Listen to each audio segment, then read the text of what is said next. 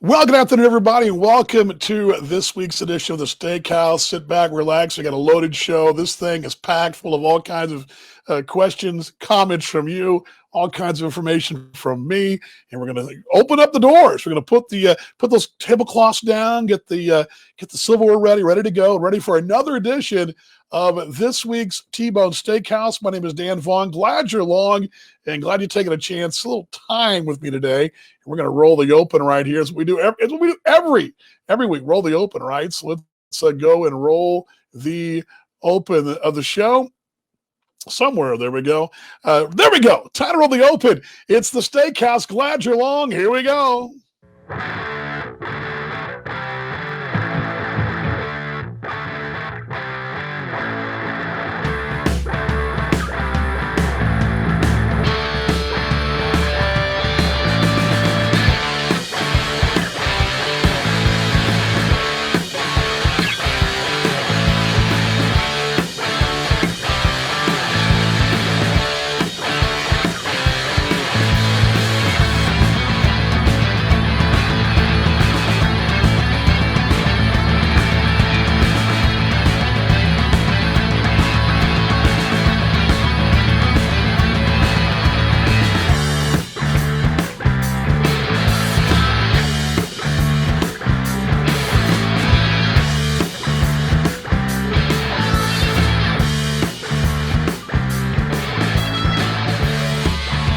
Explain it.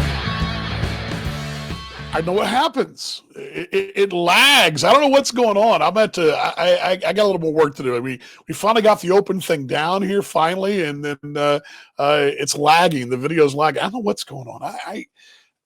I get the feeling that perhaps it's time, Dan, to invest in a brand new laptop. If it can't play that video, that's not good. Glad you're along, everybody. Welcome to the show. It's T-Bone's Baseball Talk, American Association Talk. My name is Dan Vaughn. I am the play-by-play voice of the Kansas City T-Bones, who, off the top, will be sitting things out this year, as we talked about over the course of the week. Friday's breaking news. A lot of tweets yesterday. A lot of things going on, okay? So we're going to get to all that. Got your Wednesday's wisdom here in a moment. Going to look at the KBO as well. Got a couple of videos from the KBO you might find, the Korean Baseball League you might find interesting. And we're going to break down the other news and notes. And really, the headline is, and if there's any doubt about it, it's what the American Association is going to do baseball-wise. If you're joining me for the first time, the American Association, 12 teams, the Midwest and North America, starting in Manitoba and in Winnipeg, and then all the way down to Cleburne, Texas. Also a team in Grand Prairie, a team in Kansas City, which, of course, right here. And then you've got Lincoln, Sioux City, Sioux Falls, Fargo, two teams in Chicagoland, Chicago and Gary, Indiana. You've got St. Paul, the St. Paul Saints. I mentioned Fargo, right? And then Milwaukee rounds out the league. Did I miss anybody? Hope I didn't. If I did, oh well. We found out on Friday that 6 of the teams would be playing in a 3-city pod, and that those 6 teams were all geographically situated up north. You've got Winnipeg, who will take their traveling band and basically be a road team all year. We'll get to more of that in a moment, but they're going to be in Fargo, in the hub there, the pod there. Pod hub, whatever you're going to call it. Sioux Falls will also host in St. Paul Saints, will be their bunkmates there. And then Milwaukee and Chicago. I think, I told you, they'll be together in Milwaukee. And so that's the lay of the land. We're going to talk all about that. I do want your questions and comments, especially you T-Bones fans. I know a lot of you guys out there have questions and comments. You know the drill. You're hearing me. Thumbs up. Give me a thumbs up. I'm seeing this video meter, which is all good. And we're going to get to all that. Also, I'll give you guys a chance. If you want to jump on, I will give you fans a chance to jump on as well. Personally ask, if you'd like to ask live from the green room, I'll open that up for you guys. I don't know how many of you guys will take it up on it, but hey, if you don't, that's fine. Again, you can also just chat here. We'll get to those chats as well. I'm going to see Chris. Justin, Anthony, Mike Martin, and we're going to talk about Mike, by the way. Off the top, Mike, you may have seen the order. I ordered, I think 4 jerseys, 3 jerseys and a T-shirt, or 4 something like that, from Mike Martin's Gold Glove Charities org, and we'll. I was going to talk more about that next week, but I will throw that out there. I did get, and I got Ramsey Romano's jersey. So Ramsey, if you're watching out in California, mate, as I told you on Twitter yesterday, I did purchase your jersey, your Sunday jersey. So all good. Glad you're along to the Steakhouse. I'm going to see Donna out there as well. It's the part of the show we always start off with Wednesday's wisdom, and I had really dove in the 1918 baseball season. The similarities of the 1918 season, year, life of America, with some major strife going on socially and actually worldwide as well. The pandemic they had in 1918, how it affected sports, life, very much a mirror of 2020. We've talked a lot about that. We've done the Babe Ruth thing. We've talked about the World Series. So I'm going to step away from that. I mentioned last week I read a poem from that time period from the St. Louis Post-Dispatch following that season when the baseball and sport basically went away. And I read a poem about that. It got me thinking, and actually a little help from the wife as well. Wife's a great English teacher. She's getting her doctorate at SMU. She's got about 9 degrees in English and stuff. Okay. She's very smart. She's uber smart, beautiful and smart, which is a wicked combination. I'm a very lucky man, but she has a group of teachers at St. Mark's in Dallas, all boys preparatory school, which by the way, you Kansas City fans would probably like to know that it's where the Hunt family kids go. Yeah, how about that? We're not only the Hunts, not only Clark, he went there, but his kid goes there. So anyway, long and the short of it is that every spring, right before I go off to Kansas City for our opening couple of weeks, spring training, there's a literary night that the staff has at St. Mark's, and they all get around, and it's all the English professors or teachers, whatever you want to call them, and they sit around and read poetry. And they bring their spouses, and it's a big fajita blast. We have Mexican food brought in, and have a great time, a couple of cocktails, and we read poetry. Well, they read poetry. I kind of sit there like a bump in the log, and then my wife hands me my script. But she's always good about handing me things that are pretty good. And in this last year, not this year, but the 2019 one, we didn't get a chance to do it this year because of the COVID deal. She gave me this poem called "Sign for My Father," and I'm going to read that to you. And I do my best. Literary. Don't literary folks got to have a nice cup of Joe, kind of. Very. I need I should have like a plaid vest and maybe one of those caps like the British car driver hats. And maybe, I don't know. I need to have maybe a pipe. Would that work? Is there a pipe for me? Anyway, all good. So let me read this to you guys. And it's also Father's Day coming up this weekend. Had a nice reminder on Facebook today. I lost my father in 2016, and it's going to be a weird summer because oftentimes in the booth, when we go on the air, on the road, or wherever, I'll think about my dad. I know he used to always listen. My mom listens every day, and I appreciate that. My father would listen here and there as well, and I know he's listening upstairs. But this year, there'll be no Dan on the air. He'll be having to listen to my mates from up north, which is fine. I will enjoy that.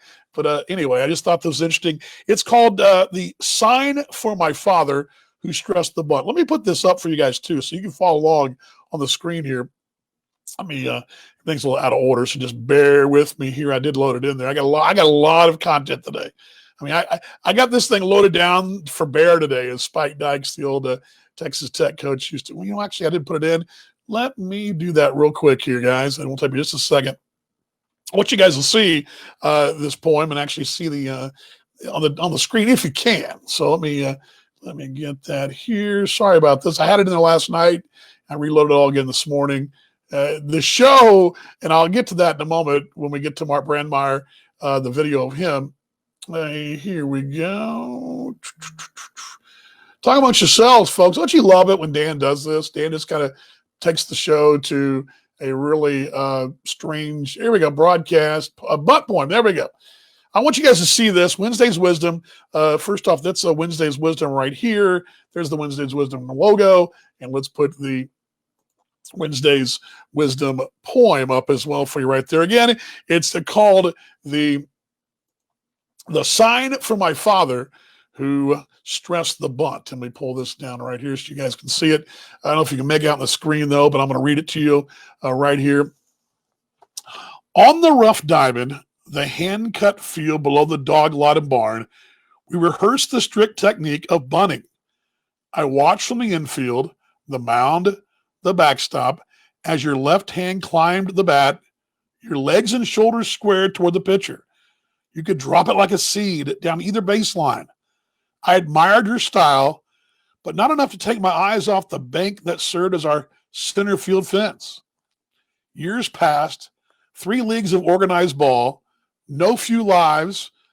I could homer to left field lot of Carmichael's Motors, and still you stress the same technique. The crouch and spring, the lead arms absorbing just enough impact. That whole tiresome pitch about basics never changing, and I never learned what you were laying down. Like a hand brushed across the bill of a cap, let this be a sign I'm getting a grip on the sacrifice. Again, that is David Bottoms, a sign from my father who stressed the bunt, and very fitting, I think, too, for this Father's Day weekend coming up.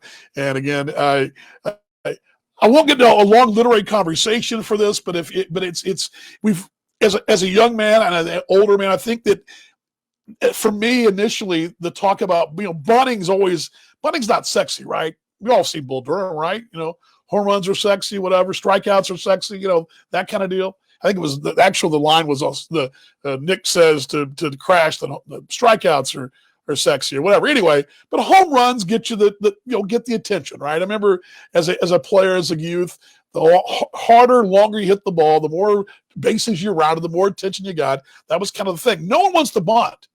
No power hitter ever bunts. Nobody wants to bunt, right? The bunt is the lost art. But if you can bunt, you can make a little bit of money here and there. But by and large, the bunt, something like, no one wants to do it. I see Luke out there, and he's probably going, yeah, I'll bunt.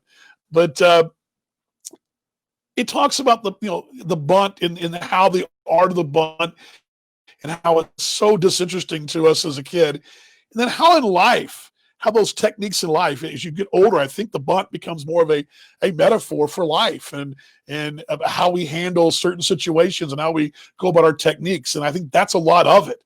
So in this Father's Day weekend, this COVID time, this bunt we have in life, we got to sometimes lay a bunt down and sacrifice ourselves for the better of others. And this is kind of what the T-Bones have done. The T-Bones have kind of laid down that sacrifice and that bunt. Perfect technique, perfect shoulders squared, laid it down, and the T-Bones have sacrificed the 2020 season. So the rest of not all the league, but half the league can continue to play on. So I thought it was very interesting. Father's Day, chalk that up as well with the whole baseball metaphor. And that was the poem I read last year. Let's see, L.O., Tim, Dave. Again, your questions are also welcome on the show. I'm not going to really, there's, far away what you got. Let me get caught up here real quickly here. Let me bring this down as well. Again, the show is the Steakhouse. Glad you're along. I got a lot to catch up on here. Let's see. Mike tells me that my Gold Glove Charities jerseys hit the mail today. You know what? I'm going to get to that toward the end. But Brian says thumbs up. Mike says thank you for your support as always. No problem, mate. Actually, one of those is from my mate over in Australia. I'm going to take that to him over there. Received. Arjesting. Oh, the Greers got one. And let's see here. Great poem for fathers. Yes, it was. It's funny, GM. This morning after my walk this morning and my little dog walk and had my smoothie on the back patio, it hit me. It was Father's Day, and I got a little emotional because I'm not going to be calling games and Dad won't hear me and have something to talk about. I won't be able to call him, and it kind of hit me. And I got to tell you that this poem made me a little misty-eyed. Kevin says, let's see what Kevo says. Mike Mark, we plugged the jersey on this week in the association. Rob bought a Noah Perio jersey as soon as we were done recording the show. I guess I can go ahead and give you what Mike's talking about because I'm kind of out of order here. But let me go ahead and do it anyway because I actually had this and Mike, in general, I thought, well, I got so much content. I'm going to go ahead and table that. But Gold Glove Charities, which I'm going to go ahead and put that online for you guys quickly here. And it's coming up for me here. I'm going to get the actual website. It's Gold Glove Charities. There we go. Sorry, guys. I'm kind of producing on the fly here, but Gold Glove, goldglovekc.org. Mike's redesigned his website, Gold Glove KC. I think I've got it here on the screen as well. What I want you guys to do, and it's good stuff, the T-Bones wear a Sunday Gold Glove Charities jersey and have for the last couple of years. They're white. You guys may, ones I'm talking about, they're white with the gold T-Bones, and it had the T-Bone logo on the back of the middle, right above the numbers were the old colors. And of course, obviously new colors coming, but those jerseys, let's put that on the screen for you. Those jerseys are for sale on the website. And if I can find it for you here, Gold Glove, I'm just going to type it in there, guys. I'm sorry. Gold Glove, and type it in and put it up there for you. Gold Glove KC. Oops. Put this on the screen for you guys so you can go and check this out. Gold Glove KC.org. They've got a real neat redesigned website. Looks great, by the way, Mike. And he's also got on there the Gorilla Store. If you go to it, click on the Gorilla Store, and it's got all the different items for sale there. I bought they got the T-Bones 19 and 18 white Sunday jerseys, and also a couple other performance tees as well. So go check those out. I encourage you to at Gold Glove Charities. That's goldglovekc.org. So right there for you. So little off the spin. You guys were all jumping on it, so why not, right? Let's all get that out there. I was going to save it for next week, and when I got them, I was going to show them on the air, but I'll show them on the air to you next week. How about that? Mike says we go back to the whole Bunny is sexy for us old timers, Suicide Squeeze, and I'm yours forever. Yes. That may be the hardest thing for a broadcaster to call, because most of the time you're sitting back, you're watching the action. It's pretty straightforward. It's the one play, though, maybe the hit and run, but the hit and run's pretty easy to call if you're watching the fielders. It's the one play, because as a broadcaster, here's the, he goes in the line, the stretch, whatever it is, you're calling the pitcher's position, and here's the pitch coming home, and you're ready for the next 99.9% of the time. There's a swing or a bunt, right? So the bunt laying down, you're not usually shocked by that. But when it's a suicide squeeze and the runner from third comes racing home at the same time, you kind of it's the hardest thing, because you got suddenly your mind is what you're normally doing, and suddenly boom, here comes a runner as well. You thought it's like a totally different octave of activity you got to jump into. And I can't tell you how many times the suicide squeeze has caught me flat-footed, and like it does most of the time, catches teams as well. Let's see here. Nobody can hit opposite field anymore, no doubt about it. I got my jersey. Tim said, "Thanks, Mike." Yeah, I'm glad that's going well. I really am. Mike says, "Thank you." We get caught up here. Saw the order last night, not today. And we'll catch up here again. Questions, comments for the show as well. I'm going to jump in a moment. We'll get to the news of the week. I will tell you, hello, Georgette. Good to see you guys up in Indiana. And well, thank you very much. I'm feeling pretty good today. Let's see here. Got yours yesterday. Yes, my dad would be proud. Okay, let's go to the first question before I get to Mark Brandmeier. Any idea of the 2020 pocket magnet schedules were printed? Would definitely be interested. I don't believe so. I think, at least I believe, now don't tell you 100%, but I'm almost positive that, and I've been on the conference calls, we had one today, most of those plans sort of went into dry dock. For example, I'll use me as an example. We were working on the program. Morgan works on the program. I'd sent her all the bios of the players that we had signed up through, really all the players we'd signed. And she was ready to start laying the program out initially, early, mid-April, but that went on hold. When we went into kind of the holding pattern, we weren't sure when we were going to play. It was moved into May, then into June. So that's an example of some of the things that got put on hold. I believe the magnet schedule, because what would happen is you would order 3,000 magnet schedules, let's say, and 1,000 pocket schedules. and you wait as late as you can.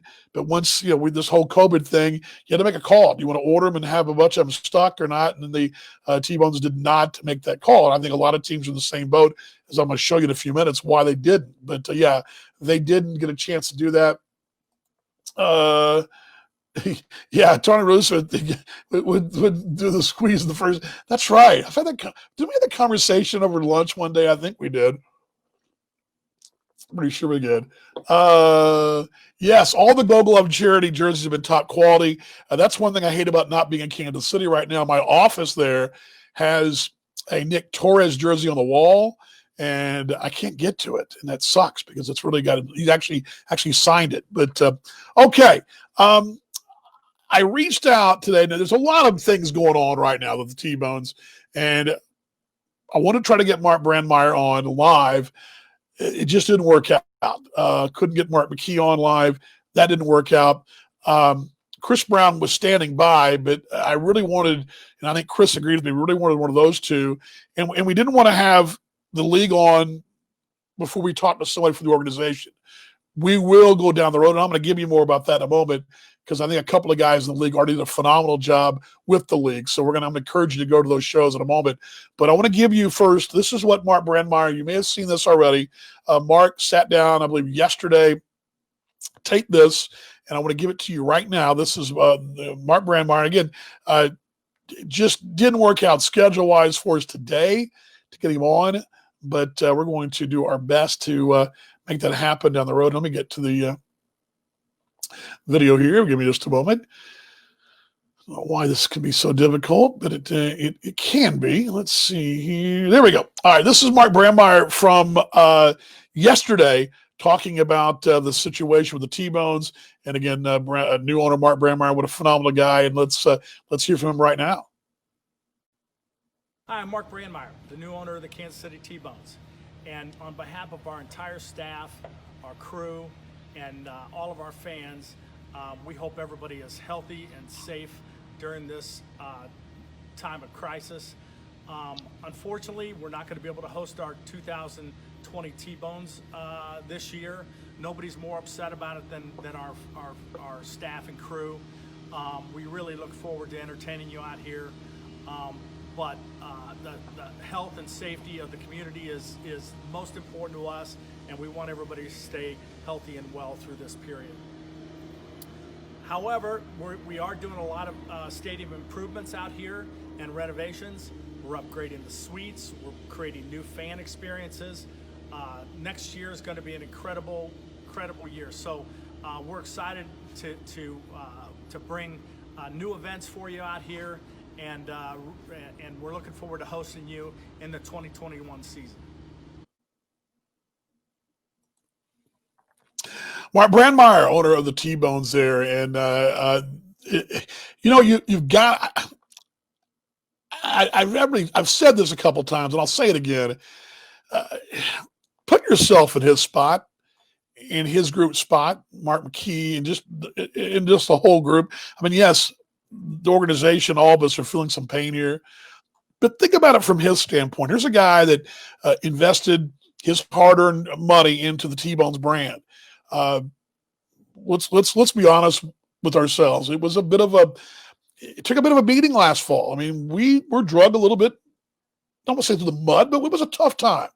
The headlines weren't kind to us. He takes over, breath of fresh air, got great things working with the UG, a lot of projects to make that ballpark the place to be in Wyandotte County, really bringing some energy and vibrancy to the organization. It was exciting. And you got to feel for him because he's ready to push that thing into gear, his new T-Bone gear, right? And all of a sudden, things in reverse. And you got to feel. I mean, I hadn't thought about that in those terms. I mean, I know I'm down the dumps myself. I know a lot of my staff member teammates are, fans are, but you got to feel for him because this is a guy that made a sizable investment. These teams you just don't get them for $1, okay? You just don't get them for pennies. You got to make an investment. And the city wanted an investment as well. And with that, with the new lease and all things going on, he was very excited. And then to have his first year as owner of the ball club turn out the way it has, it's been hard. And I feel for him along with the rest of the staff. But I want to give you guys that. Questions, comments about what Mark said. It is all systems go forward for what we're trying to do. And if you maybe do or know, don't know, the government in Kansas City on the KC side, on the Kansas side rather, Wyandotte, very excited to have our ownership group there. They're very excited for the T-Bones brand. No baseball, but and as Mark mentioned in the video, there's some things in the works. I don't have any details for those right now, but there'll be something coming up. It may be in the end of July later, but as things continue to open up for us in Metro Kansas City, you're going to see more and more of that. Good to see brother Curtis out there, brother. How you doing, man? In Hoke, man. Speaking of baseball, you got two kiddos that are pretty good ball players too. Take after their old man, right? Former Gainesville Leopard shortstop, right? Back in the day. Let's see here.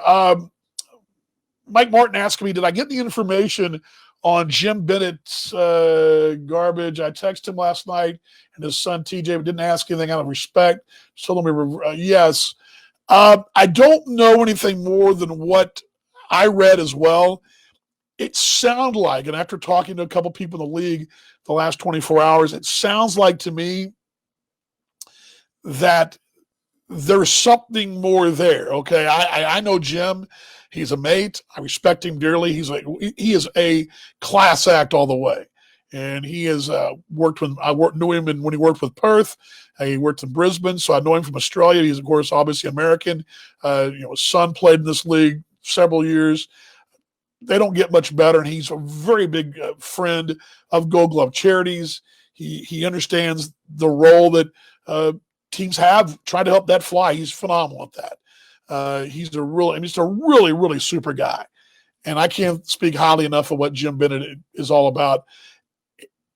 I'm guessing here, Mike, but it sounds like reading the articles and just sort of what I see, it sounds like a classic case of maybe they couldn't agree on the situation at hand. Again, I'm speculating, but I would think that you don't usually get rid of a manager and change, weeks for opening day. I mean, this is a move that would have been made February, January, whatever. He's been putting the roster together. He's been getting these players ready to go. And so just if you kind of put the pieces together, it sounds like at the end of the day, when the announcement came down the weekend, perhaps it was better for him. And it was not a situation he felt comfortable in. I'm not quoting him. He didn't tell me this. I've not talked to him either. If you look at the way the wording of the whole thing was, that's sort of what it looks like to me, Mike. So very good stuff there. Let's see here. Uncle Steve. Yeah, yes, we'll do that. Sorry, folks. My wife planning my social calendar for me. I love you, dear. Mike Martin also said the Red Hawks. They all needed to be on the same page all the time. Jim turned the team 12. Yes, I don't think, and that's the thing. He turned the team as a 12 games in the win column last year, playoff berth. I don't know. Again, I don't know the Fargo situation like I do, obviously, the T-Bone situation. Maybe I'm closer to the Gary situations. I know those folks. I love Fargo. I love going there. The ownership group, and then, of course, the long time, forever, Josh Buchholz is their GM. He's now the league executive director, but forever loved going to Fargo, love the fans, love the town. But I don't know the dynamics there. And all I can figure, Mike, is that, again, you don't let a manager who turns your fortunes from 12 games in the direction get you the postseason. You don't let a guy go unless there's really some major philosophical disconnect. And my guess is, again, it makes sense. Let's connect the dots. New schedule, pod system, teams going away, COVID, some kind of hybrid of that probably went into it. That'd be my guess. We will try to follow that for you, though, Mike, and I'll try to find out what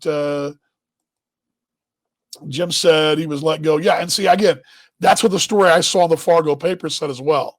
So I don't know again, anything more than that. But again, I think if you read the story, connect the dots, it makes some sense there. So, any other questions about anything, just fire them away here. I love to have you guys comments as well.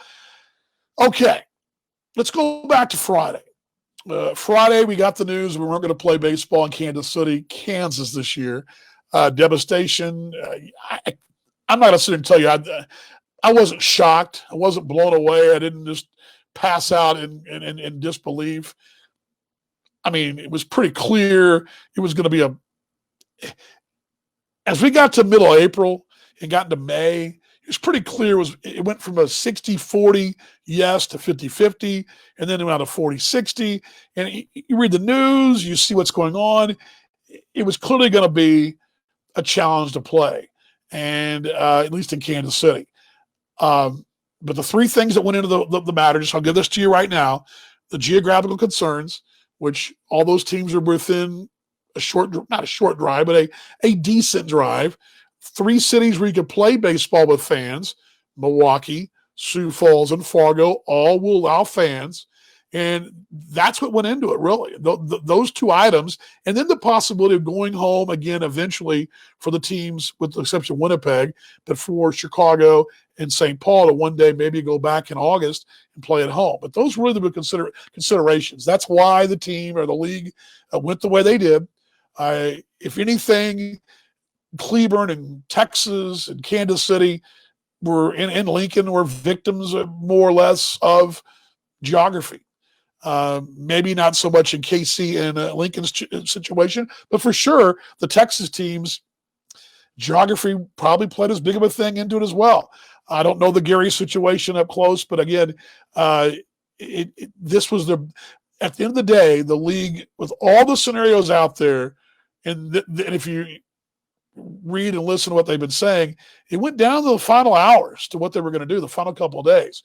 So let me get this here. Red Hawks, so the move was already in the works even before so again, Kevin, who also covers the American Association with This Week in the Association, also his own blog, he would definitely be in the know there. Again, that could very well be the case. I mean, very well. Because this would have been June 15th, 14th, when this would have happened, 13th. You're already a month into the season if we would have been playing. So I don't know. I don't know how that. Let's see. What's up, brother? That's two Simicais today.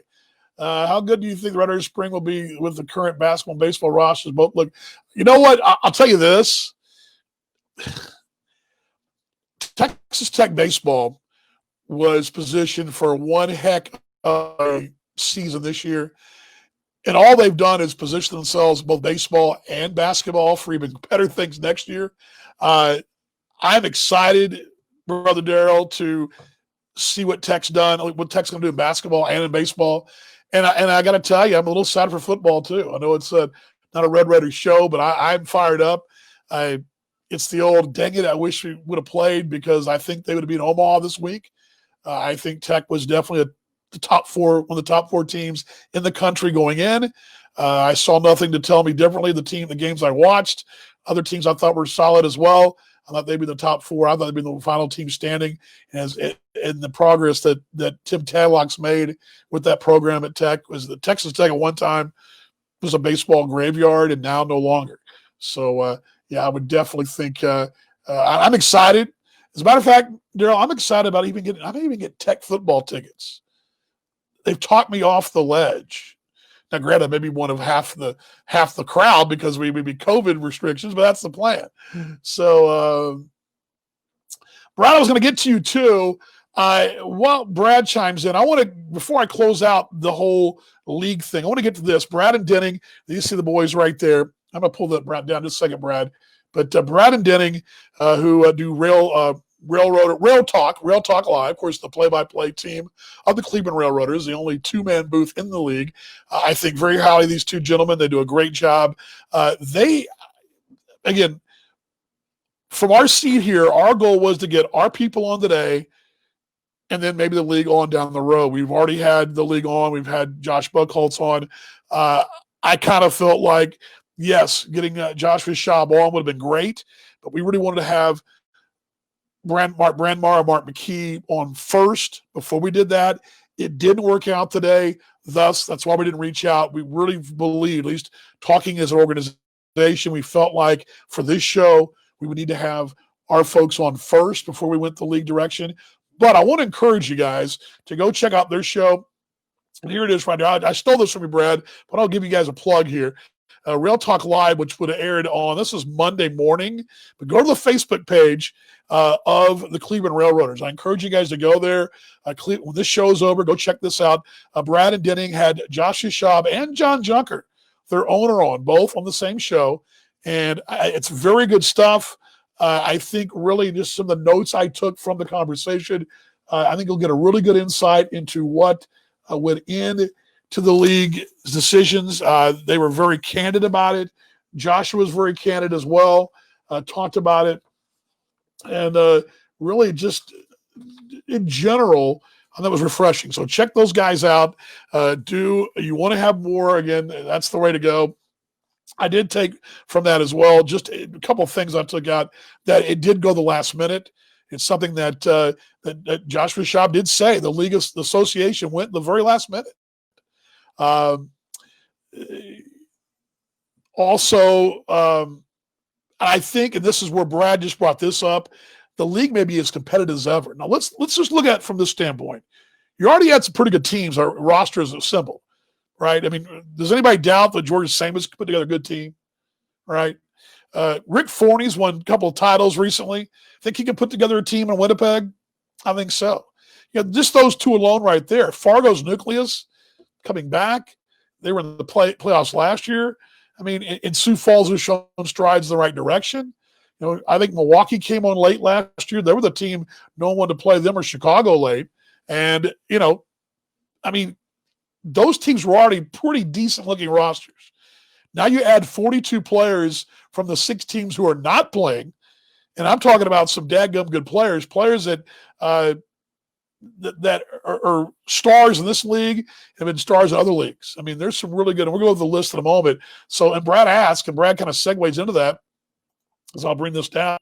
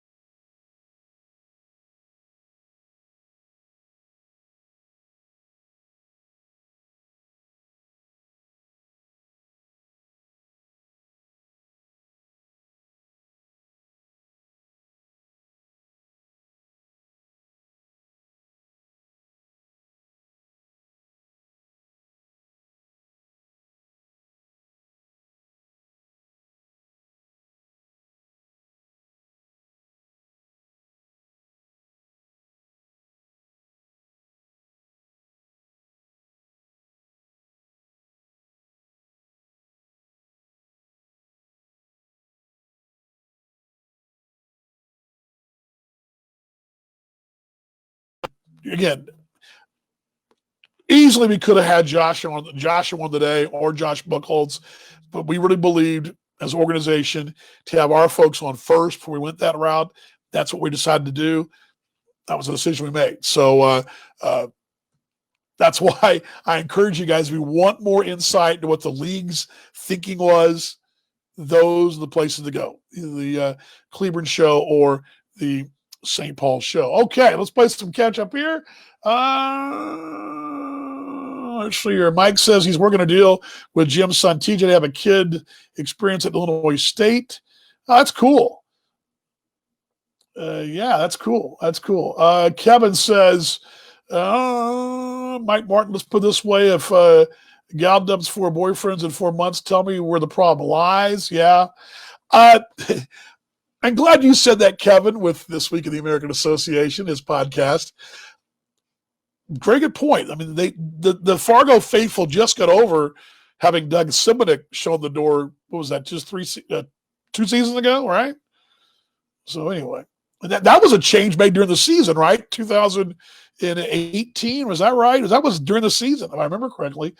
Kevin also adds, well, Brad, you're all over the place. Just got done listening to you on with Jack. Yeah. By the way, Brad, good job with Jack Michaels. Jack, the play-by-play voice of the Fargo Boy Redhawks, and good stuff there.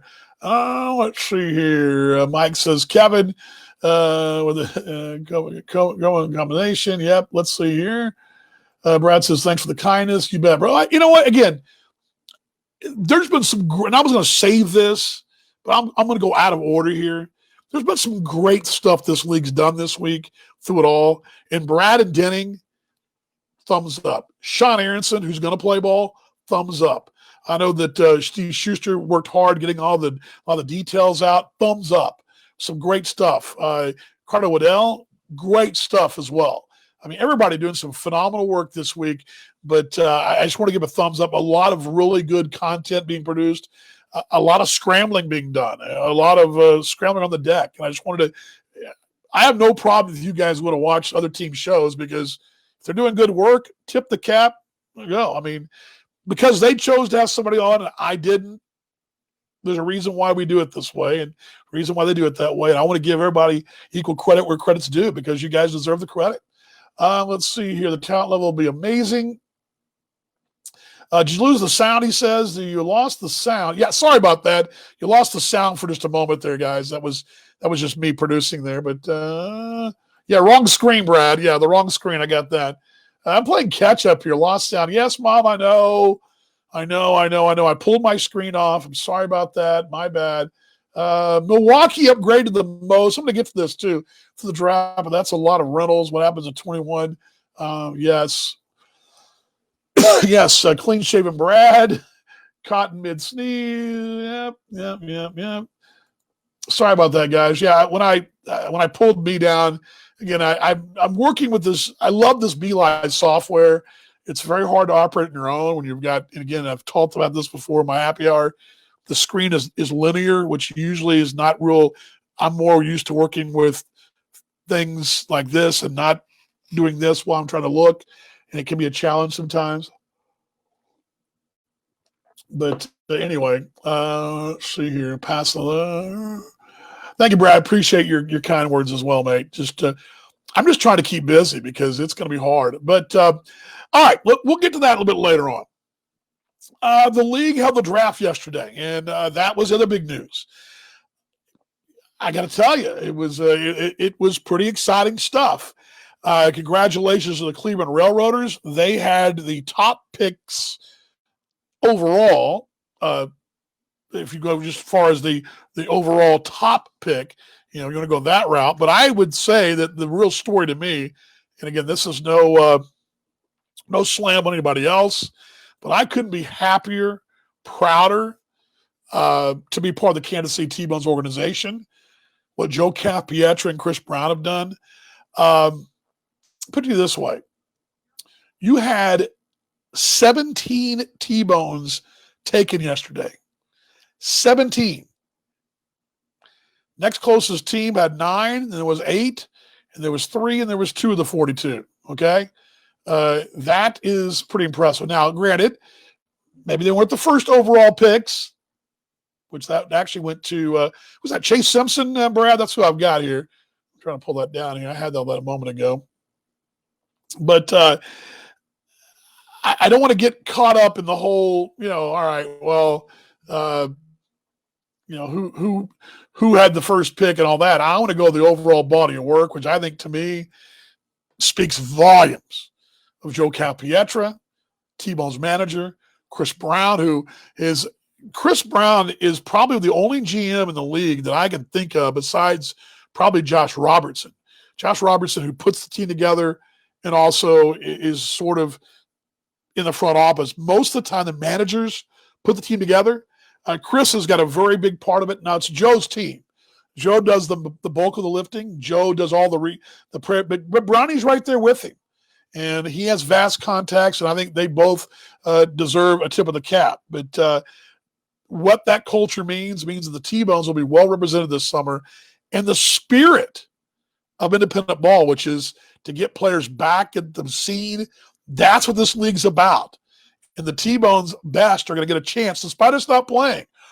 Joe still's got players that people want, and these guys are going to get a chance. The real spirit of what independent ball is about is going to be on full display this summer. Maybe one of the only leagues playing baseball this summer. How about that?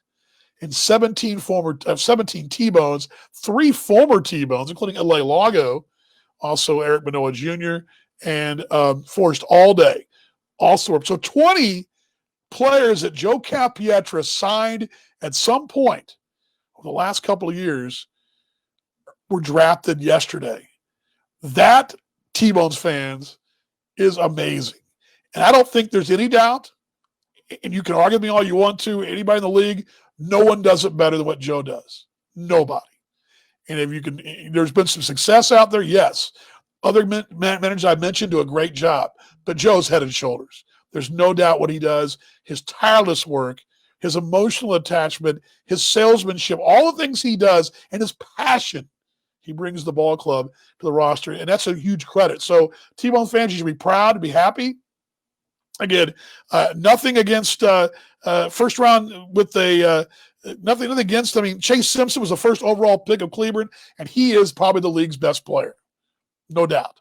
First overall pick of Cleveland. But to have 20 T-Bones taken yesterday, to me, that should show you and tell you all you need to know. That on the field, this thing's in the right direction.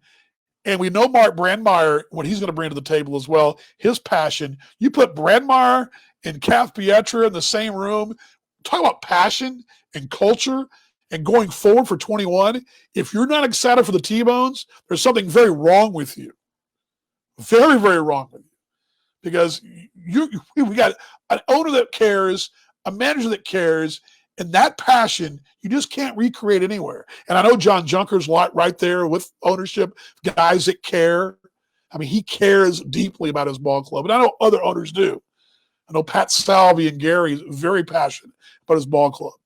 I know him deeply. He's a dear friend. But again, be proud, T-Bones fans. Be proud of what you got. All right, let's play catch up here. Very impressive. Yes, very impressive, Brad. Simpson and Lago was second, by the way. They had 1 and 2 to those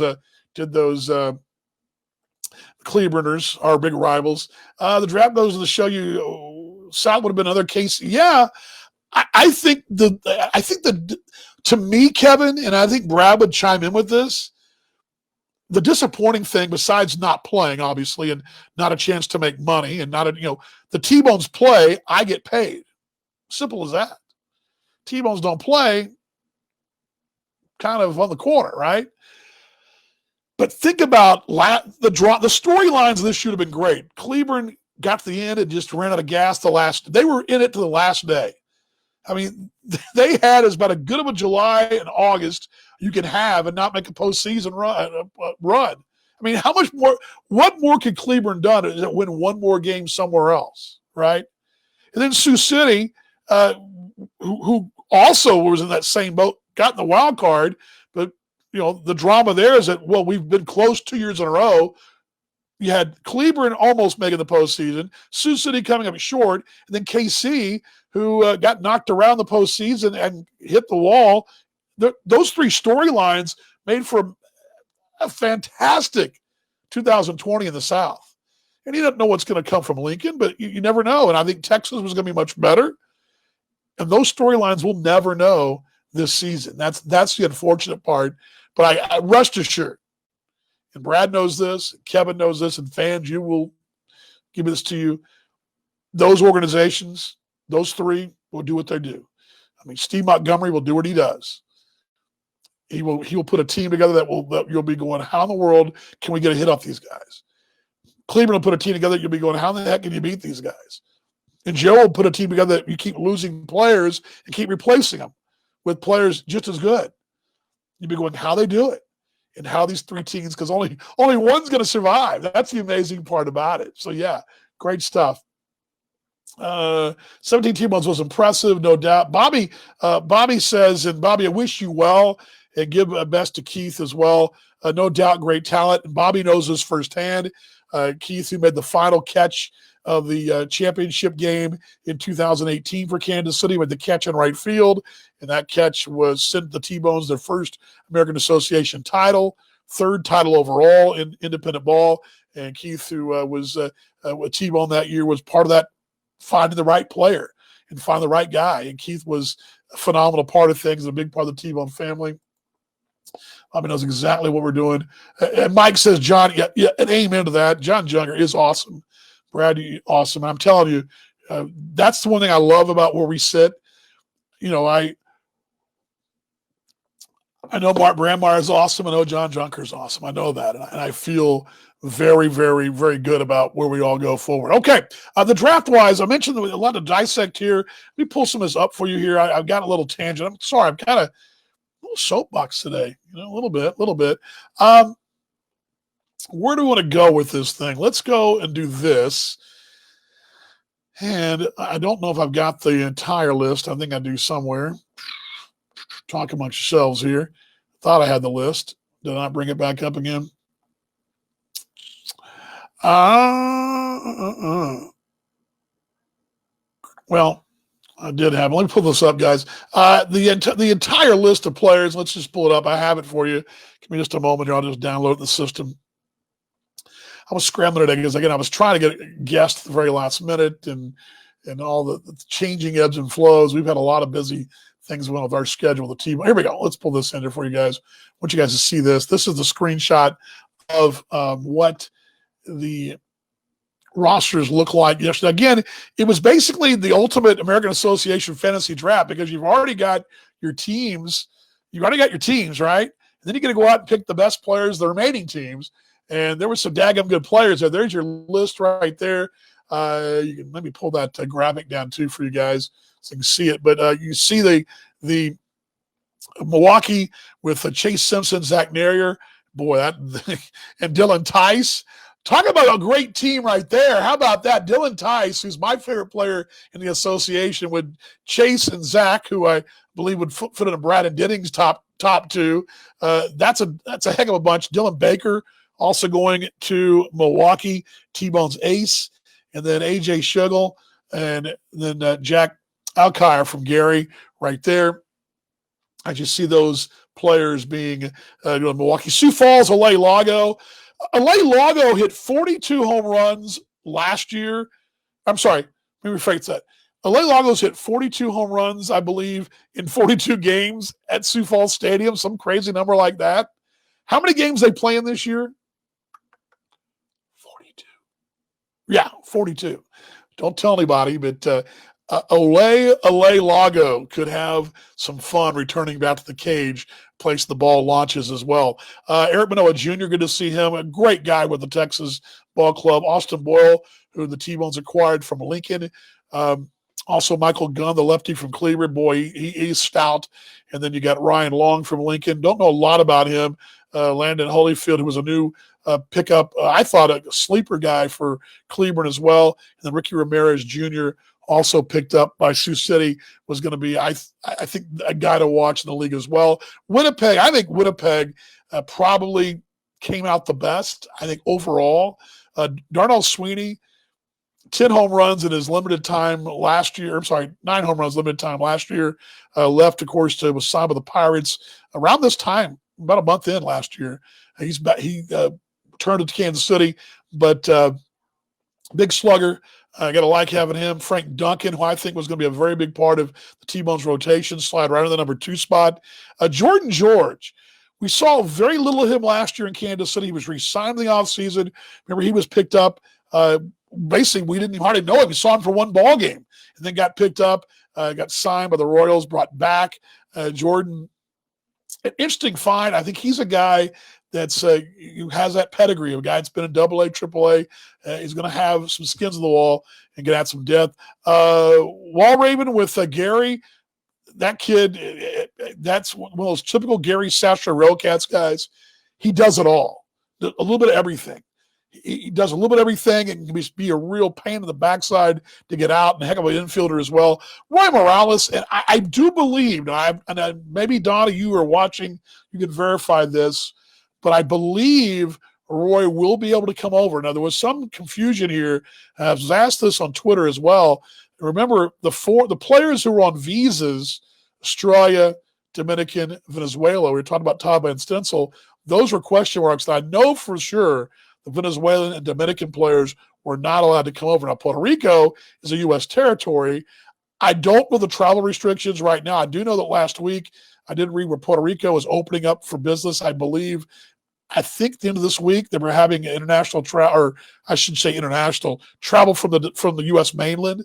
And once that's back up again, I would think Roy would be cleared to travel. But I know that was one of the big question marks.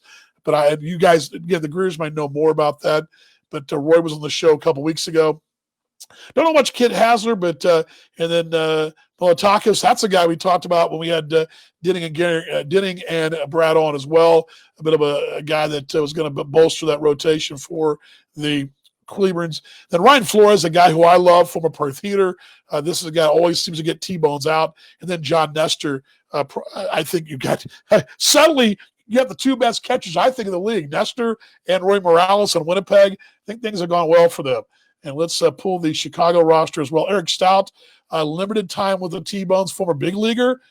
Throw him. You can either put him wherever you want to, top of the rotation. Whatever you want to do with him. He was a starter for the T-Bones last year. Carlos Diaz, the closer for the T-Bones. Look out there. Andrew Mitchell, another back-to-back lefties. Jeff Thompson of Lincoln. Jeff Seaver of Lincoln. Jose Mesa Jr. I love this pick for them because Chicago getting a guy who reached AA with the Yankees, but Jose Mesa Jr. kind of had a slow start with KC. I shouldn't say slow. Had a good start with KC. Went a bit of a learning curve and hit things hard late. He was as solid late as anybody for the T-Bone, strikeout-wise as well. I love that pick. I think he's going to have a really good year for them. Ben Yoakley as well from Sioux City. Fargo, Cito Culver, who was going to be the new shortstop for Kansas City. Dario Piazzano, Sioux City. Jake Cosart. Of course, that was a guy we talked a lot about on this show. T-Bones had found some more depth there, and he was going to be a bullpen piece. Dylan Kelly, probably if Nestor and Morales are 1 in A and B, well, Kelly's 1C, right? Tyler Wilson, I mentioned him a moment ago. Ryan Thurston and Mitchell Osnowitz and Forrest Allday for Fargo. St. Paul, Chuck Taylor, who a guy has done everything, at the AA level, been phenomenal there. I was looking forward to seeing him in the outfield with Kansas City, pairing him with Darnell Sweeney. Look out. But he'll be playing in St. Paul. Jamison McGrain, another guy the T-Bones had came with really good numbers. Rashad Crawford, he was your third. Your outfield had a chance to be Sweeney, Taylor, and Crawford, or even just Crawford and Taylor and whoever else in the outfield.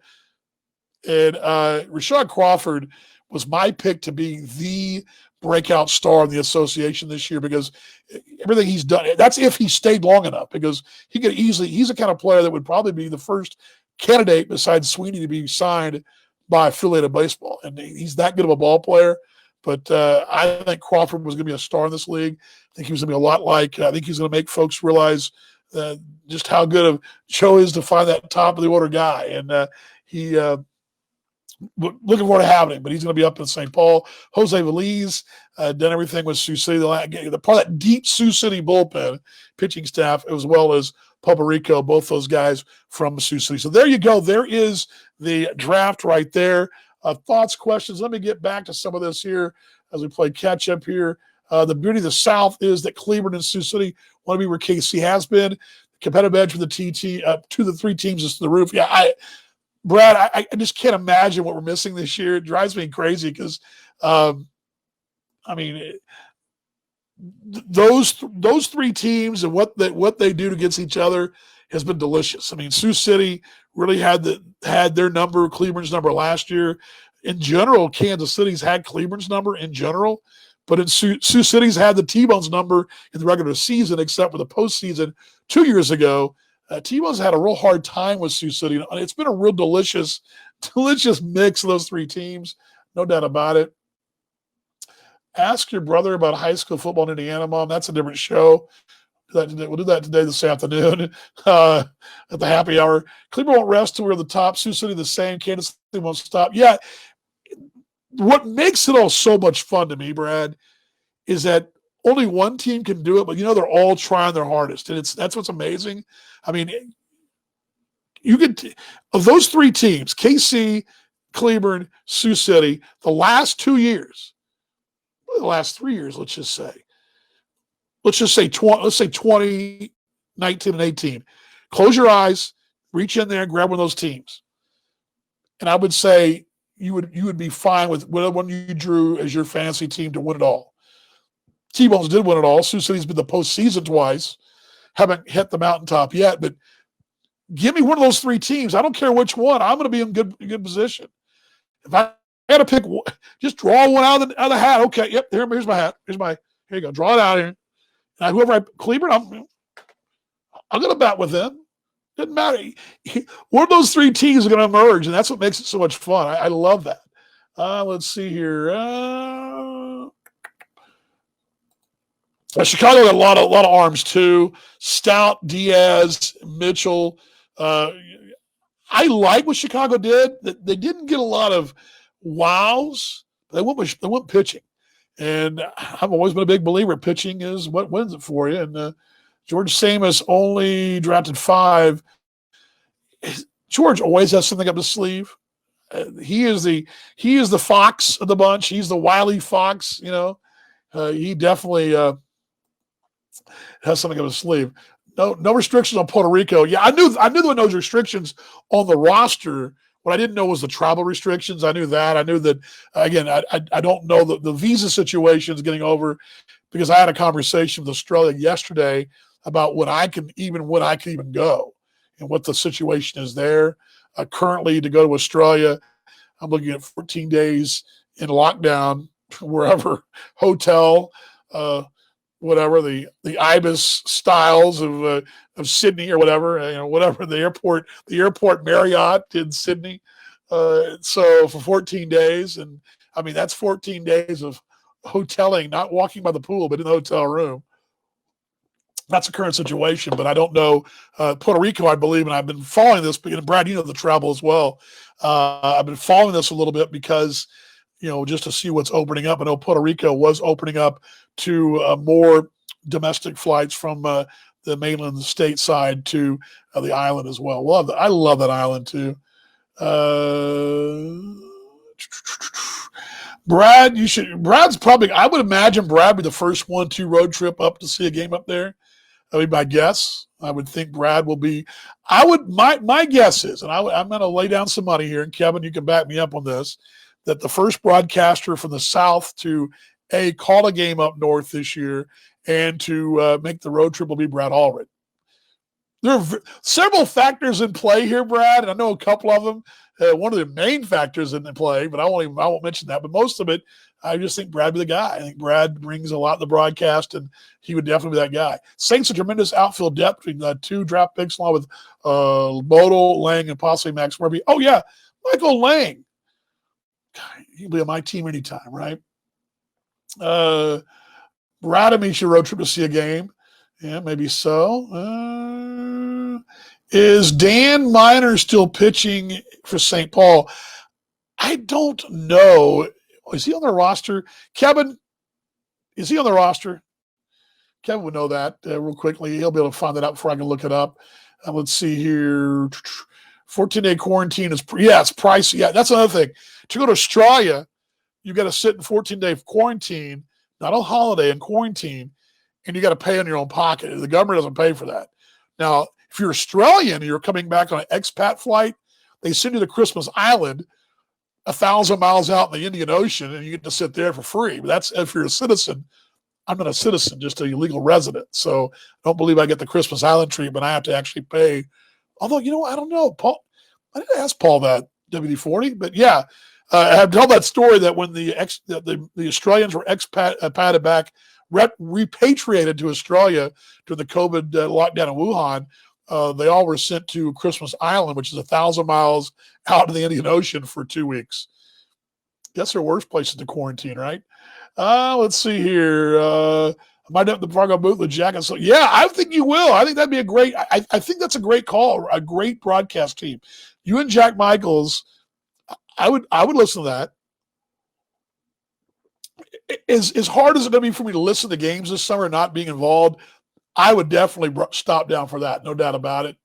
Let's see here. Yeah, nice there. Miner is on the roster to answer the question. Yes, Miner is on the roster to answer Georgette's question. That's good to see. Broadcasters of the teams playing should all invite. Well, this is for my wife. So again, she's watching this through a different lens here. I love you, my love, but I don't know if that's really going to happen. I hope it to be great, but I don't know. I think probably the next game I call will be the Perth opener, wherever that may be in Australia, or the ABL Radio Broadcast Network. But that's all good. Is there a broadcaster's draft? Yeah. Yes. White elephant style, you can put them back. So how many? Okay, if we do this, Brad, now who will set the record for the most times being put back in the draft, right? Because you remember the white elephant gift where you'd look at the gift and go, well, I don't want this one, so I'll put it back. You get to draw from a random draw. You get to keep whatever. So I wonder how many times I would be put back or you'd be put back. I think I'd lead the league in that. But I got Vaughn. Yeah, I'll put him back. I'm just wondering. I'm just curious. Be fun though. Over under, I think it'd be 2. Let's see here. No kidding. No one thought about how hard it would be for you. Yeah, it's all good. Love you, WD-40. Okay, a lot of other things to get to here. I hope I covered a couple things about the draft as well to give you guys that I didn't. That the players that were selected of the 17 T-Bones, whatever, the 3 Railcats, the 1 Air Hog, the 9 Explorers, 8 Railroaders, those players will go, and 4 Lincoln Salt Dogs. Those players' rights go back to their teams next year. It's a 1-year rental.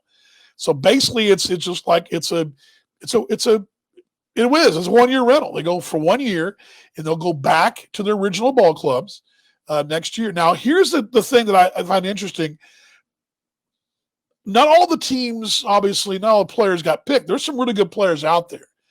And Alex Boshiers, for example, Ramsey Amato, for example, guys that I like a lot. There are players out there who didn't get picked and who could very easily get signed later. What happens is, and here's the way it's going to work, that all the players become free agents, okay? So they're all free agents. Let me read the exact wording to you. But all the players become free agents, and they're able to be signed down the road, but their rights reserved back to the ball club as well. So, for example, again, the players selected today go to their original clubs. Players not selected in the draft become free agents. They became free agents at noon today, Central Time, with the American Association's rights held by their current club. So the players that aren't on the T-Bones roster, they're all released at noon today. Now, they're all free agents right now, but the rights for 21 still are held by the T-Bones. So whoever that may be. I use Ramsey for this example. Ramsey would be Romano would be a free agent to sign with anybody, but his American Association rights would be the T-Bones in 2021. Does that make sense? Okay. So again, protects the T-Bones, the Railroaders, Salt Dogs, South Shore, and Air Hogs, all protected, and the Explorers are all protected for next season's roster. And it's an exciting opportunity. One more note is exciting. Maybe it's the only thing going. Some of these guys could find themselves playing where guys would maybe go to Japan or winter ball jobs this winter, maybe in the northern hemisphere. Maybe the first line pecking order for winter ball jobs this year because the only ones are playing. Most big league guys aren't playing unless they're playing in Venezuela, and most of the prospects, their first action may not be to instructional league. So your affiliate, your independent guys could be the real bulk of signees for winter ball. It could be really bode well for them going forward. Plus, don't count this out too. If Major League Baseball ever got their act together, and the taxi squad thing is going, and you need a left-handed pitcher at your White Sox taxi squad, and you got Eric Stout available, and he's pitching well, why not? Also, one more note about this whole draft: not all these players will be. Doesn't mean they're all going to play. I mean, they can choose to sit out, not play at all. Doesn't mean they got to report. There's no one saying, "Hey, you got to report." So I don't know who is not going to report. In fantasy world, this all looks great, but I would imagine there'll be some guys who'll just pass, say, "Okay, you know what? I think I don't want to play. Maybe it's the time to finally have that surgery. Maybe it's the time to finish, that degree or whatever. Maybe they're ready for winter ball, whatever it may be. There may be something out there, but that all to remember as well. Okay, let's see here. Kevin says, instead of passing, somebody should have drafted me. I would have signed for $1,000. Pricey would have paid it. Yes. How the draft worked to close it out here, they went as long as they needed to. St. Paul just picked 5 times. So basically what it was a normal draft. They went in order of finish last year, the lowest to highest. So St. Paul was the last. They only made 5 picks. When they made 5 picks, they passed, and they were done. So once you passed, you were done. So it went as far as, let's see, 1, 2, 3, 4, 5, 6, 8 rounds as Winnipeg went. 7 for Fargo. St. Paul went 5. Everybody else looks like they went 6. 6, 7, and 8. So that was your rounds. And again, once Milwaukee passed, they were done after 6 picks. So that's how it went yesterday. But yeah, Kevin, you would have been fine. Let's see. Sean made it official. Max Morby's back as well. What an outfield. Yeah, Sean. I do encourage you guys to check out Sean's show and Brad Denning's show as well. There's a lot of good stuff there. With nobody playing as much as it hurts that we aren't 6 better teams like there are a great thing. Yes. Again, personal Dan, T-Bones Dan, ain't happy. Okay. I'm a T-Bone through and through. It's who I a part of. It's my thing, right? I respect those teams. I respect the Northern teams, but personally, it sucks for not playing. That being said, is from a competitive standpoint, a chance to showcase our league and how good our league is. It's an excellent opportunity, and the league probably being one of only a couple of leagues playing professional. That is, I mean, there'll be some wooden bat leagues, but right now, the one that's got a plan in place is the American Association. And that's great for our league. And I think, like I keep saying, my goal is to come out of this thing better in the end, whether it be as a father, as a brother, cousin, teammate, broadcaster, whatever, spiritually. Come out of this thing better in the long haul. The league, I think, will only showcase that coming out of this better. It does hurt for the rest of us. Again, I'm not going to lie to you. I'm not going to sit and rah, and go, yeah. I want to. Yes, American Association. I'm for the American Association. But at the same time, I'm hurting. I'm hurting for my brethren. Hurting for the guys who aren't in the booth, the team's front offices, fans. I'm hurting for our fans. And I think it's only natural. I don't think I would be fake if I told you this is the greatest thing in the world. I'd be lying to you because I'm not going to be that to you. Whether it's on my channel, the T-Bones channel, I'm not going to lie to you and tell you this is awesome. It's great for the league.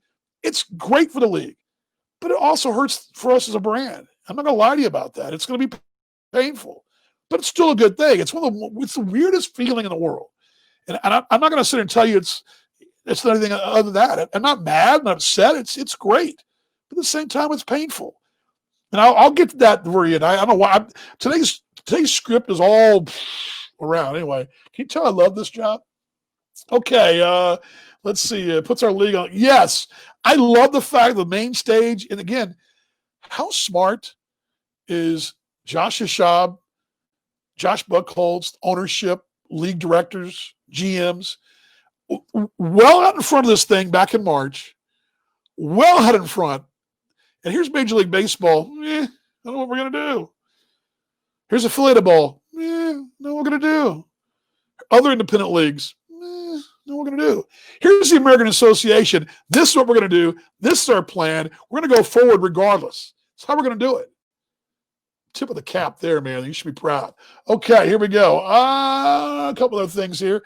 Brad says, my first call in 2021, even if it's a ground ball to second, I will call it like it's most important. Yes.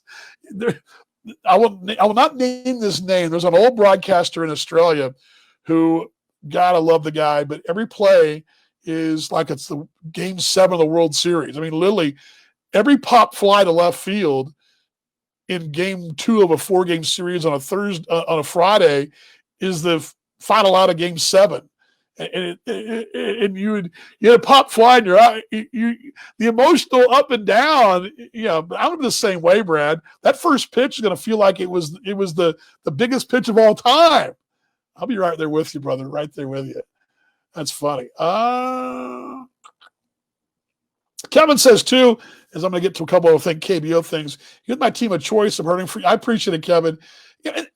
Again, I'll get to that. I'm going to close the Wednesday's Wisdom too, which is what I've been doing, and it may draw some folks off sides. And okay, let's see here. A couple other things. Okay, let's get to KBO. Sorry, I'll get to this KBO stuff. I want a couple of fun things for you guys. Korean Baseball League is rolling along. Japan will be starting soon. Yes, some fun stuff this week. First off, it's the KBO report where we do this every week where I give you random notes from the Korean Baseball League. And most of you guys probably tune out about right now, but I want to give you a couple things. First off, I want to give you breaking news, sort of. The longest losing streak, tying the longest losing streak in Korean Baseball League history, the Hanwha Eagles lost. Remember I told you last week we're mired in an 18-game, or at the time, a 16-game losing streak, and I mentioned it had to be close to some kind of record. They lost all 18 ball games by multiple runs in this 18-game losing streak. The only MLB team to match the mark of 18 consecutive losses was the 1876 Cincinnati Reds. Yes, the Reds of 1876, the oldest professional team in the world, baseball team in the world, the Reds. And the Hanwha Eagles, well, you know what? Let's just play you what the final out was like when they broke their 18-game losing streak earlier this week, as Hanwha got the win and actually won a doubleheader. Here it is. 후엔토 때렸습니다. 유격수 옆으로 빠져나가면서 3루 주자가 홈으로 들어옵니다. 이제 하나이글스는 지긋지긋한 18연패에서 벗어났습니다. 7대6 하나이글스의 승리. 정말 우여곡절 끝에 연패를 이제 끊어내는데요. 네, 결국 노태영의 적시타. 하나이글스는 18연패에서 탈출. 경기장에는 없지만 듣고 있을 이글스의 팬 여러분, 연패는 이렇게 끝났습니다. 영웅은 난세에 나온다고 하는데 네, 정말 어렵게 하나이글스가 18연패를 탈출을 하게 됩니다. 예, 하나이글스에게 19연패는 없었습니다. 최다 연패 타이까지는 타이까지는 결국은 불명예스럽게 다가갔습니다만 더 이상의 연패는 일어나지 않았습니다. 날개가 없었다면 추락도 없었겠지만 날개가 있었.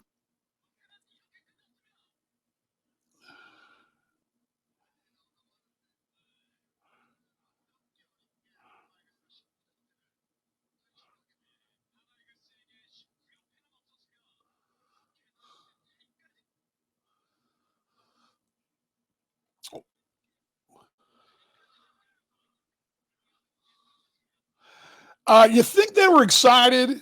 Do you think just a little bit they were excited? I still got the audio going. Sorry about that. You think they were a little excited there in Hanwha when they broke the 18-game losing streak? And what the amazing part about it was they went to not only they lose 8. Now here's the thing: they went into the doubleheader thinking, okay, we lost 18 in a row. We got to play 2 games today. Boy, you could see 20-game losing streak right down the barrel, couldn't you? But instead, they win not 1 but 2 ball games. They sweep the doubleheader, and against the Doosan Bears. And poor Hanwha's 9-27. They are in the cellar by 4 games. The next closest team. But again, do you guys hear the audio here? Tell me that baseball doesn't translate. I mean, tell me it doesn't. Tell me that baseball does not translate, because you're out of your mind. These guys, you talk about Game 7 of the World Series. I mean, listen to this again. This is the final out. Listen to this play again. I'm going to give you guys this one more time. Listen to this one more time. This is the final out of the Hanwha Eagles' 18-game losing streak. Listen to this final out. Got to hear this again. Tell me this isn't exciting. Baseball is universal.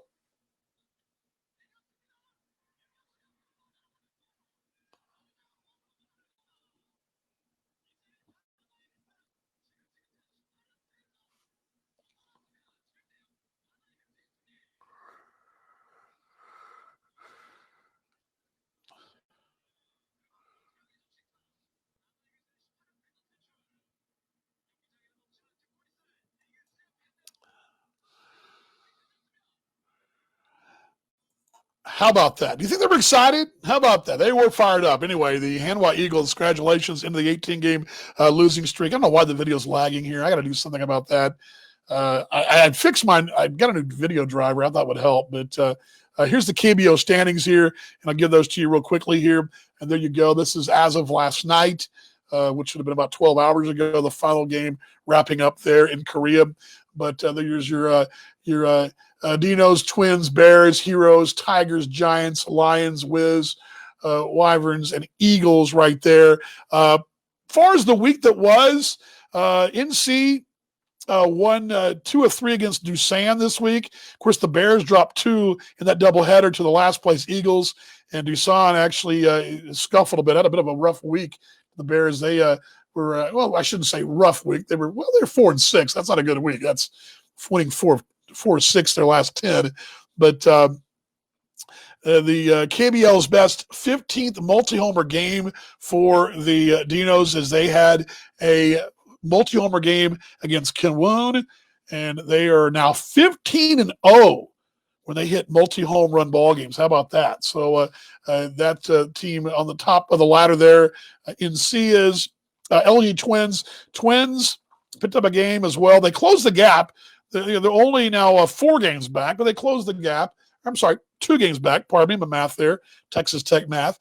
But then you got the Doosan Bears. Again, I mentioned they had a bit of a rough week. When you drop a doubleheader to the last place team who's lost 18 in a row, that's not a good week. Heroes had a big win, a 10th inning victory over NC on last Friday. And they faced who the top pitcher in the Korean Baseball League right now is Changmun Koo. He went 7 innings, 2 runs, 1 earned, no decision. And the loss for NC, and to face the league's best pitcher and still got the win in a 3-2 10-inning ball game. That's a big one for the Heroes, who were down that 4th spot. And I've got them sitting there at 5.5 back. Kia Tigers, Preston Tucker, former big leaguer, has hit 12 in his last 13 ball games for them. The Lodes, the Giants, won 6 straight, for they lost 3 in a row over the weekend. Dan Straley, who played 8 big league seasons, allowed 2 earned runs over his past 25 and 2/3 innings for the Giants, 1.99. Straley, remember him in the big leagues. Samsung Lions have shown they've continued to get better, but they kind of can't get any traction. Lions kind of 2 steps forward, 2.5 back, 7.5 back for Samsung. The Wiz, kind of just hanging down at the bottom. They're just not doing much. They've basically been in that 8 spot all year. Not really a lot to talk about there. Then SK Cho Jung climbed to 4th all time with his 339th home run. He hit 2 in a ball game over the weekend. He now is 4th all time in the Korean Baseball League. And then I mentioned Hanwha.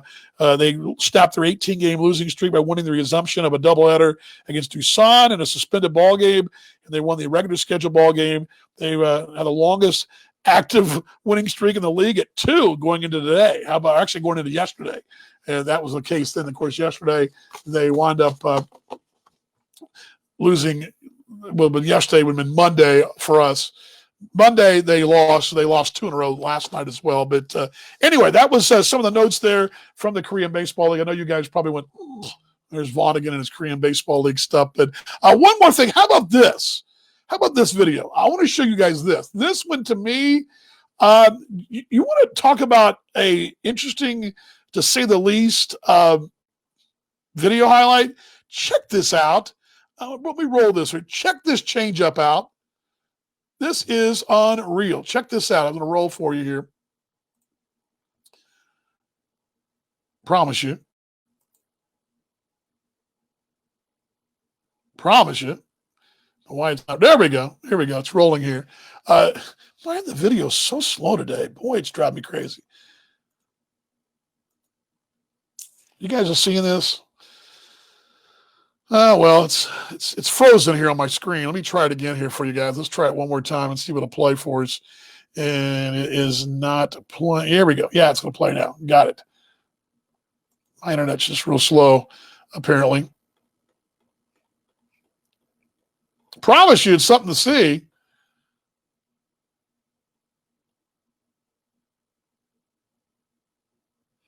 Well, okay. Well, oh boy. I don't know why in the world you see that change up?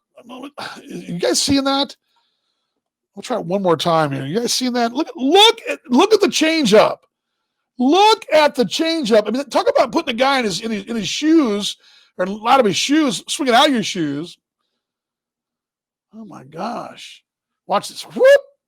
I mean, not only does the batter lose his footing, he falls straight in his knees. Yeah, freeze frame. I don't know what's going on there. I don't know why. I apologize, guys.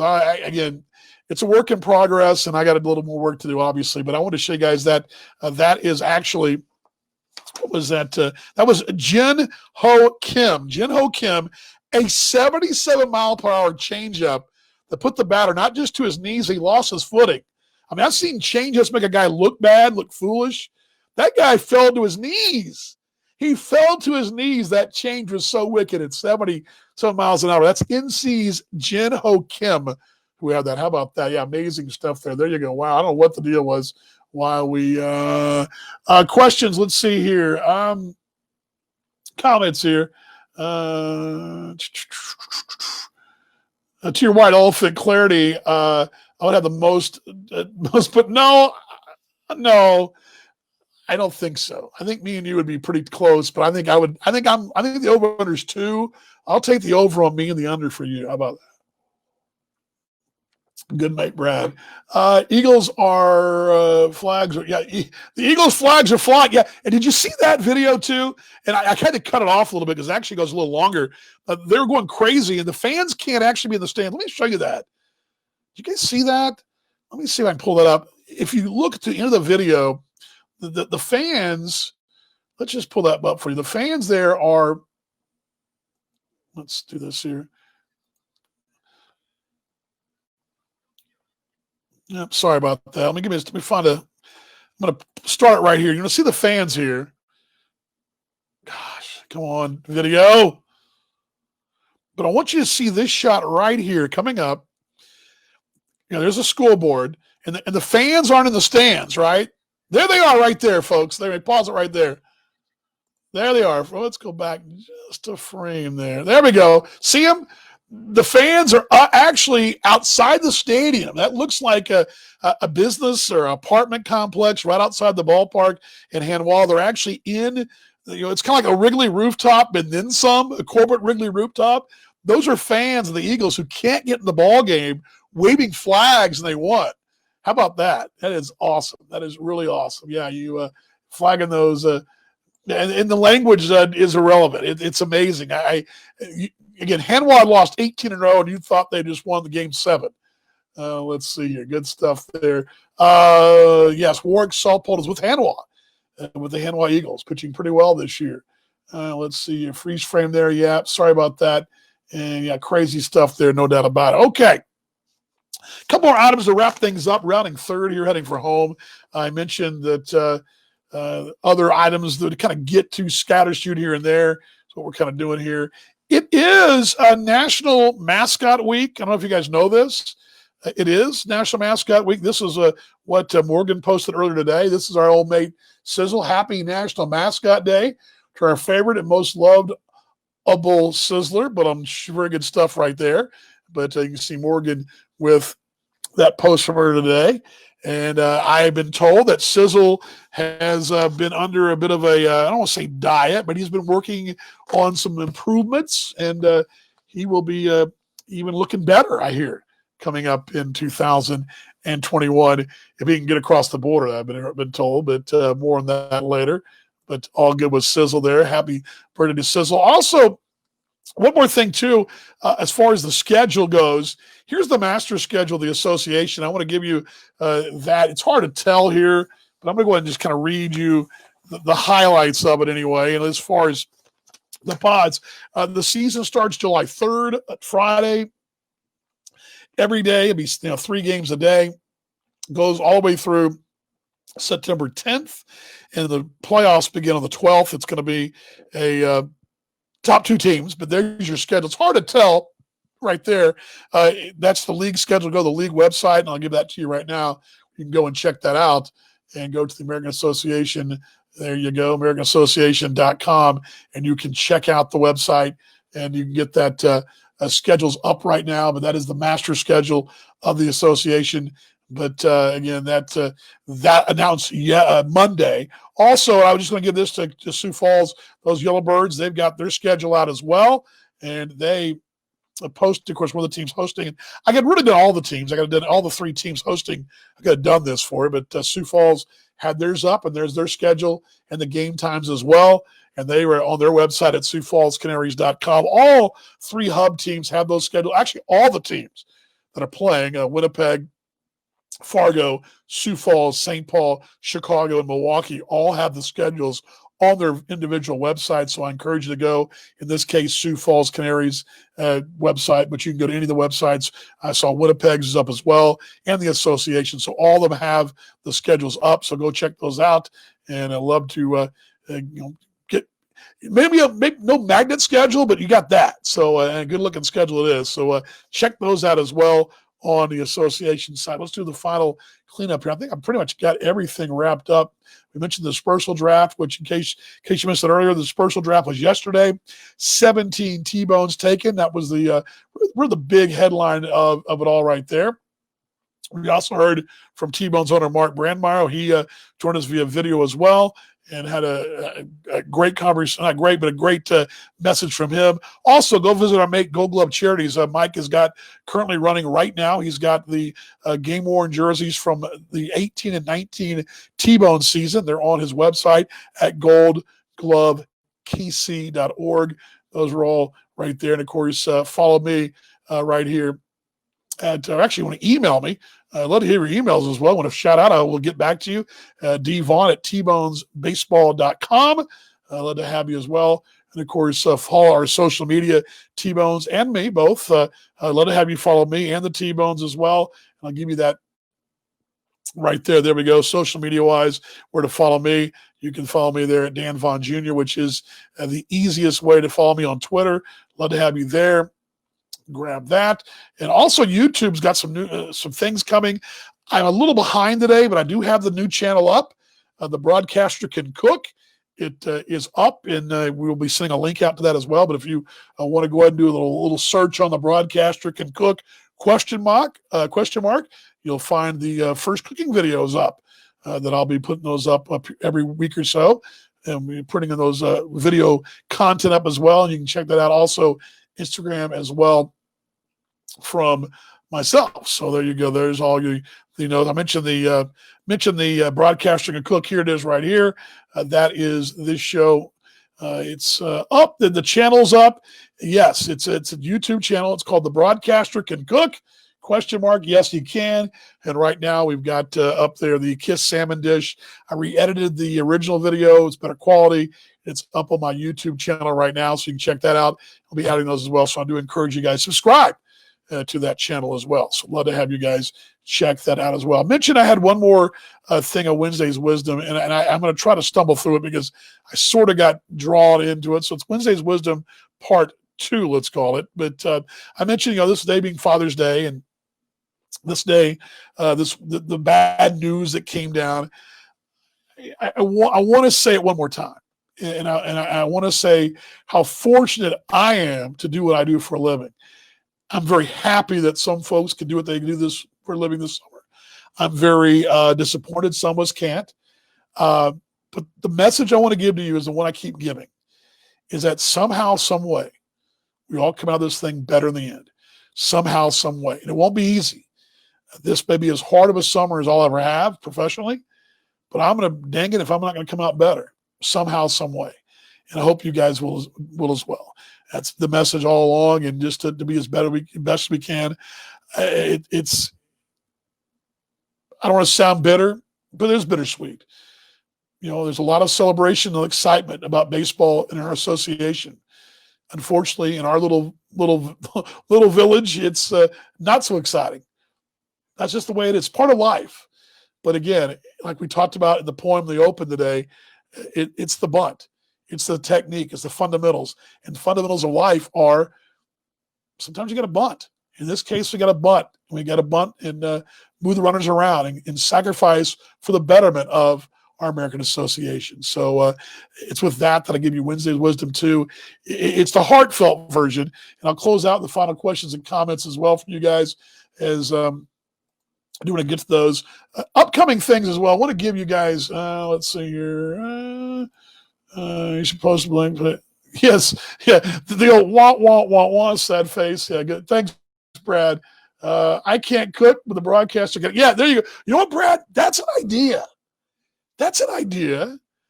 What I might have to do is we'll have you and the fam over sometime this summer, and I'll cook and film it, but also have you sampling the goods. That might be a good idea. Or maybe I'll just bring this show on the road. Maybe. That's a good idea. I hadn't thought about that. That's a really good idea. Broadcasters are going to eat.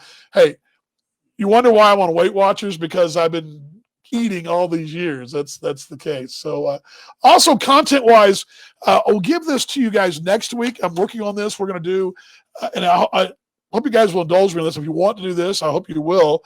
We're going to replay one broadcast a week from the radio from the last couple of years. And what we'll do it Thursdays. I believe Thursdays we'll do it. I'm going to do it on MixLR. I'll re-rack a broadcast and we'll chat. We'll do a little open chat. You want to chat about the broadcast or baseball or whatever, we'll do that. I'll do that for you guys. And we'll start that, I believe, next Thursday. I've got a calendar, a social media calendar, but that's one thing we will be doing. Looking forward to that. And then we'll also, again, interactive broadcast. We'll have it on MixLR. You guys can chime in and questions, comments, or whatever. So, yeah, you're in. Brad's in. He's in. You're in, mate, right? All good. That's what we got planned coming for you. Brad will do that. All good. He's all in as well. All right, guys. Thanks a lot today. Again, apologize for the late start and also not getting Mark Brandmeier on personally, but I do want to close one more time. If you missed it off the top, this is what ownership had for us as well. I'm gonna give it to you one more time because I think it merits playing again. it's very, very important, to get this message out. And I think the excitement in what lies ahead, granted, it's a little what's the word for it? It's a little tap the brakes for it right now, right? That's what it is. But I do want to play it. I can pull this up for you just a moment. Here we go. Oh, I swear I have it. Don't know where it went. Open video. Let's try it again here. I swear, guys, I've got it. My goodness, Vaughn. Don't tell me I deleted it already. Oh boy, what a mess. I got to do something about this whole deal, because I'm having all kinds of. Let's try it again. Let's see if I can download it one more time. Mark Brandmeier's video. I don't know why I closed it out, but let's do it again. I want to play this for you guys one more time. It's very good stuff. And again, he sat down with Morgan yesterday. Oh, it loads into the system here. There we go. I'm going to show it to you guys one more time. Here it is. Here's Mark Brandmeier. In case you missed it earlier, here's the T-Bones owner, Mark Brandmeier, talking about the situation with the T-Bones. Hi, I'm Mark Brandmeier, the new owner of the Kansas City T-Bones. And on behalf of our entire staff, our crew, and all of our fans, we hope everybody is healthy and safe during this time of crisis. Unfortunately, we're not going to be able to host our 2020 T-Bones this year. Nobody's more upset about it than our staff and crew. We really look forward to entertaining you out here. But the health and safety of the community is most important to us, and we want everybody to stay healthy and well through this period. However, we are doing a lot of stadium improvements out here and renovations. We're upgrading the suites. We're creating new fan experiences. Next year is going to be an incredible year. So we're excited to bring new events for you out here, and we're looking forward to hosting you in the 2021 season. There we go. Mark Brandmeier right there with the message to the fans, and appreciate Mark recording that for us and for having that on the show. Again, thanks for everybody joining us. Brad and Kevin and Jim and Bobby. God, who did I miss here? Both Daryl and Brother Daryl and Brother Curtis. Let's see what else we got here. All you folks that came to see Mike Martin, the Donna Greer. I'm just listening. Brian. Oh gosh, Jeff Miller, Chris Brown. Just cast a thousand. If I missed you, Georgette up in Gary or up in Indiana, Derek. If I missed you guys, I'm sorry. Thank you guys for being a part of things. I say it all the time on our broadcast. The reason I believe we're the best is because you all are the best, and I love you guys dearly. Hug somebody close to you and stay safe. We'll see you guys next Wednesday on the Steakhouse, noon Central Daylight Time, as we talk T-Bones baseball, the American Association, and more Korean baseball. It won't be as long, but hopefully we'll get through it next week. So let's move down here, and we got to do the way I hate this part, the old part of putting the close sign up. The part that I dislike the most is putting the close sign up. Always the point that I hate the close sign anyway. All right, let's close it all up here. Close this thing up. We'll see you guys next Wednesday right here on the Steakhouse. God bless everybody.